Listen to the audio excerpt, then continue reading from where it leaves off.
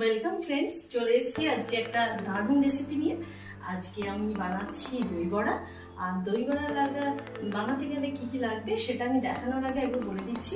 আমার চ্যানেলটাকে সাবস্ক্রাইব করুন, সোমা ভৌমিক ব্লগস, আর লাইক করুন, কমেন্ট করুন। আর আমি যে যে জিনিসগুলো করছি তার মধ্যে যদি কোনো কিছু অন্য কিছু অ্যাড করতে হয় সেটাও আমাকে কমেন্টে বলুন। চলে আসুন, দেখুন কী কী লাগে। আমার প্রথমেই যেটা দরকার, মেইন ইনগ্রিডিয়েন্টস হচ্ছে বিউলির ডাল। তো আমি এটা 7 ঘন্টার মতো জলে ভিজিয়ে রেখেছি। দেখছেন আমি আর আপনারা যেটা অনেক ফুলে গেছে। তো আমি এটা আদা আর কাঁচা লঙ্কা দিয়ে মিক্সার গ্রাইন্ডারে মিক্স করে নেব। আর যেগুলো লাগবে সেগুলো হচ্ছে টক দইটা আমি ফেটিয়ে রেখেছি, লঙ্কার গুঁড়ো, তেঁতুলের পাল, মশলা গুঁড়ি, ভাজা মশলা গুঁড়ি। এর মধ্যে আমি দিয়েছি জিরে, গোলমরিচ, ধনে আর হচ্ছে লঙ্কা গুঁড়ো। এই সব একসাথে ভেজে আমি গুঁড়ো করেছি। আর এটা হয়েছে ঝুড়ি ভাজা। আর রিফাইন তেল দিয়ে আমি এটা ফ্রাই করব। আচ্ছা, প্রথমে আমি যেটা করব সেটা হচ্ছে এটা আমি এখন মিক্সার গ্রাইন্ডারে মিক্স করে নেব।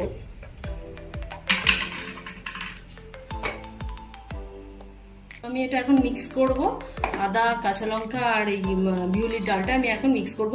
এমনভাবে মিক্স করব যেন খুব পাতলাও যেন না হয় আর খুব থিকও যেন। এই যে এটা আমি ঘুরিয়ে নিয়েছি।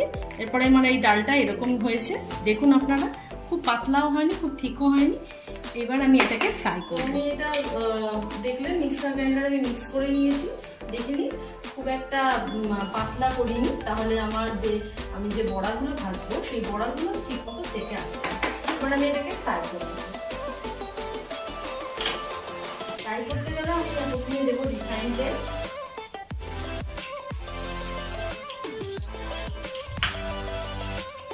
রিফাইন তেলটা একটু গরম করি।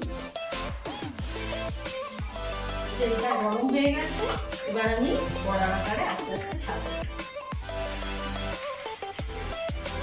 অল্প আছে, এটা ভাজতে হবে, খুব বেশি আছে দিলে হবে না, তাহলে ভেতরটা কাঁচা থেকে। আমি বড়ার আকারে আস্তে আস্তে করে ভেজে নিচ্ছি। অল্প আছে, আস্তে কমিয়ে দিলাম, একটু সময় ধরে ভাজতে হবে।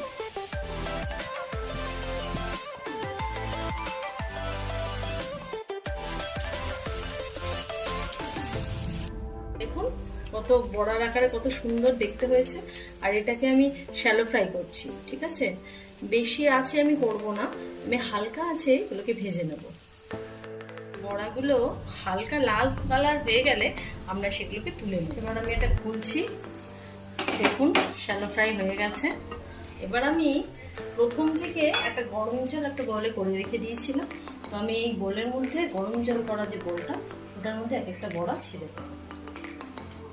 10 মিনিট আমি বড়াগুলো এখানে ভিজিয়ে।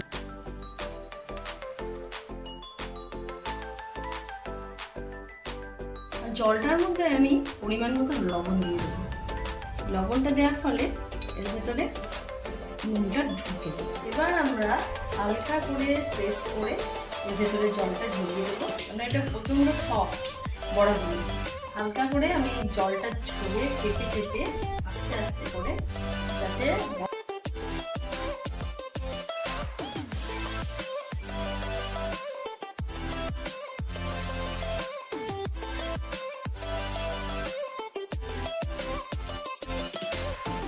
এইবার এই টক দইটা আমি ফেটিয়ে নিয়েছি, তার মধ্যে আমি হালকা মশলা গুঁড়ি দিয়েছি, দিয়ে এরকম কালার হয়েছে।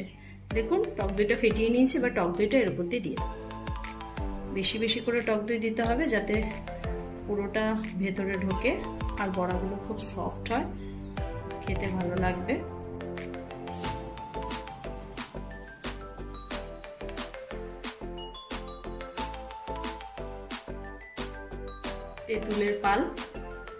তেঁতুলের পাল্পটা আমি উপর থেকে দিয়ে দিচ্ছি।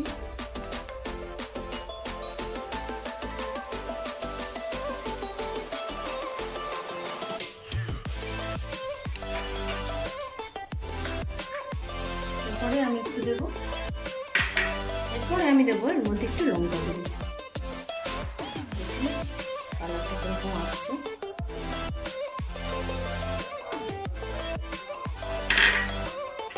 তারপর দেবো ভাজা মশলা গুঁড়ো।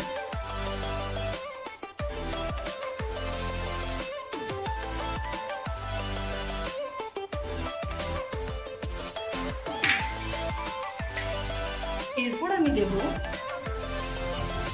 ঝুড়ি ভাজা। ওর থেকে ঝুড়ি ভাজা দিয়ে সার্ভ করলে খেতেও সুন্দর লাগে।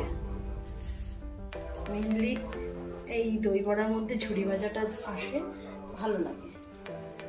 তৈরি হয়ে গেল আমার দই বড়া। এবার আপনারা রেসিপিটা দেখুন আর বাড়িতে অবশ্যই ট্রাই করবেন।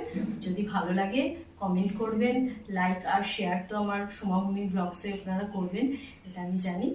আর সাথে থাকুন আর আমার নতুন নতুন ভিডিও দেখবার জন্য সাবস্ক্রাইব করুন।